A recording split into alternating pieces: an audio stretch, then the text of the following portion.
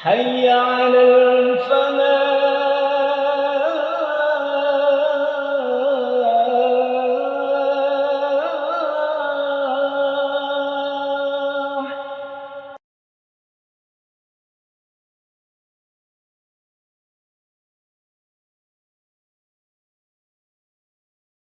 Bismillahirrahmanirrahim. Assalamualaikum warahmatullahi wabarakatuh. Alhamdulillah alladzi khalaqal mauta wal hayata liyabluwakum ayyukum ahsanu amala. Alhamdulillah alladzi nazzala al-furqana ala 'abdihi liyakuna lil 'alamina nadhira. Wa ashhadu an la ilaha illallah wahdahu la syarika lah wa ashhadu anna nabiyyana wa imamana wa mujahidana wa murabbina Muhammadan abduhu wa rasuluh arsalahu Allahu rahmatan lil alamin sallallahu alaihi wa ala alihi wa sahbihi wa sallama tasliman katsira. يا أيها الذين آمنوا اتقوا الله حق تقاته ولا تموتن إلا وأنتم مسلمون. اللهم إنا نسألك رضاك والجنة ونعوذ بك من سخطك والنار. اللهم إنك عفو كريم تحب العفو فاعف عنا يا رب العالمين. بسم الله توكلت على الله wala haula wala quwata illa billah. Waktu berjalan, malam ini kita sudah masuk malam yang ketujuh. Ada baiknya kita mengevaluasi diri. Kira-kira 6 hari puasa yang sudah kita lakukan ini, kita jalankan ini, diterima tidak oleh Allah Subhanahu wa taala. Evaluasi pula malam ini, malam yang ketujuh, kira-kira salat malam, salat tarawih, sebagai penyempurna dari puasa yang kita lakukan ini, kita sujud, kita ruku, kita menghamba kepada Allah Subhanahu wa taala. Setelah seharian penuh kita berlapar-lapar dan berhaus-haus, nyambung lagi dengan Allah untuk menunjukkan kekedilan kita, betapa butuhnya kita kepada Allah.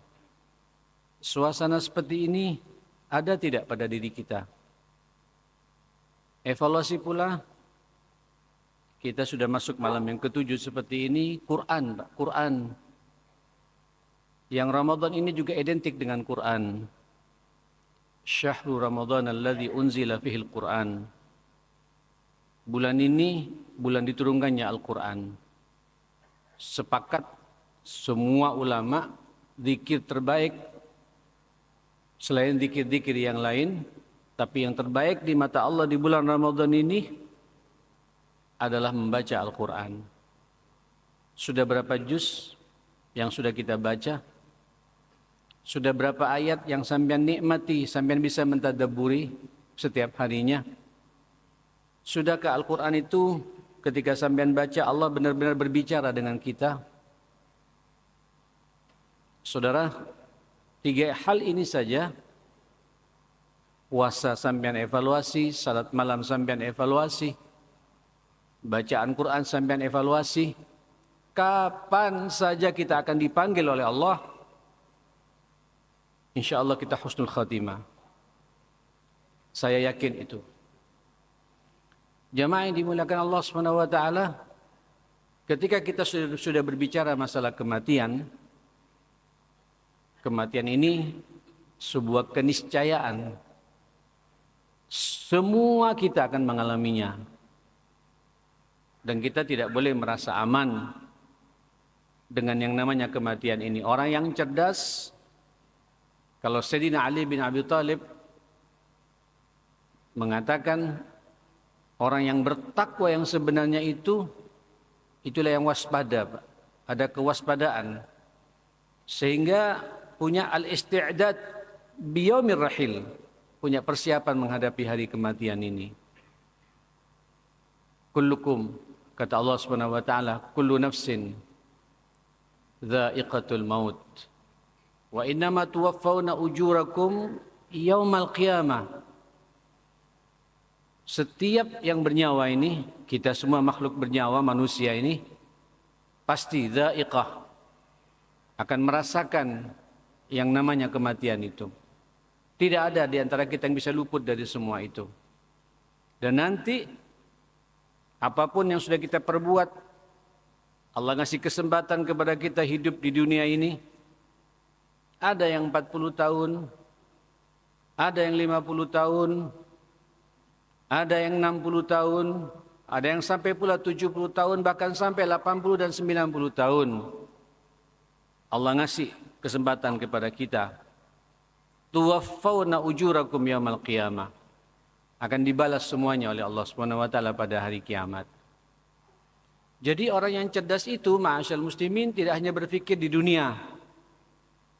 Dunia ini paling kita menikmati 70-80 tahun. Setelah itu kita akan mati. Kita akan dipanggil oleh Allah Subhanahu wa taala. Pertanyaannya, kita mati husnul khatimah tidak?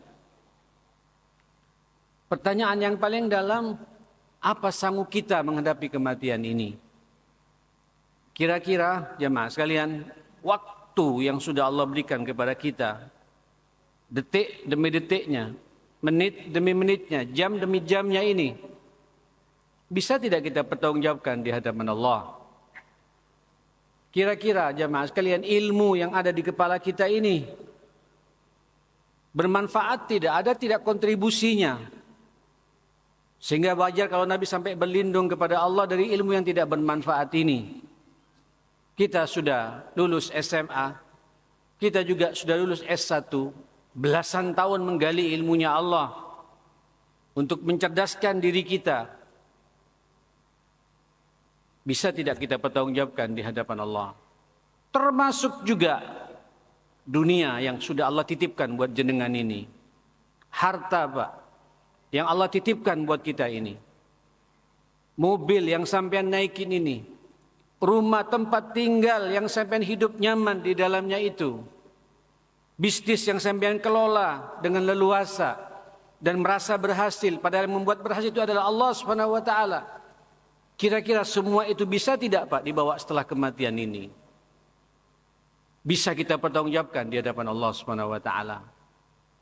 Saudara, al-isti'dad biyaumir rahil, punya persiapan menghadapi hari kematian ini, itulah orang yang cerdas. Dia berfikir tidak hanya berfikir dunia. Naam, iya, saya dipercaya oleh Allah turun ke dunia untuk mengelola dunia. Tapi apapun yang saya kelola ini semuanya akan saya bawa setelah saya kematian. Sukses yang sebenarnya bukan sukses di dunia, ma'asyal muslimin. Kullu man 'alaiha fan. Tadi dibacakan ayat tadi. Kullu man 'alaiha fan wa yabqa wajhu rabbika dzul jalali wal ikram. Semuanya akan fana, Pak. Akan hilang. Apapun yang kita miliki, ujung-ujungnya nanti kita inna lillahi wa inna ilaihi rajiun. Yang kita bawa hanya 7 meter kain kafan, Pak. Itu pun kain kafan kita bukan dari titron, Pak. Bukan dari sutra. Kain belacu, ma'asyal muslimin. Semua atribut-atribut keduniaan kita akan kita tinggal. Pertanyaan orang yang waspada akan kematian ini, ma'asyal muslimin, dia tidak mau, Pak, diganggu oleh kehidupan dunia ini. Kendaraan yang saya miliki ini, saya harus bisa bawa ke akhiratnya Allah Subhanahu wa taala. Pabrik, kantor, yang di situ kita bisa memproduk rizkinya Allah Subhanahu wa taala. Kita mendapatkan rezeki dari Allah dari situ. Bisa tidak kemudian kita yakin, Pak, dibawa ke akhiratnya Allah, membahagiakan kita semua jamaah sekalian. Saudara, kata Rasulullah sallallahu alaihi wasallam, "Idza mata ibnu Adam," kalau sudah anak manusia itu meninggal dunia, mati, Pak, inqata amaluh. Orang itu tidak bisa salat tarawih lagi. Terputus amalnya. Orang itu tidak bisa baca Quran lagi. Orang itu tidak bisa umrah di bulan Ramadan lagi seperti ini.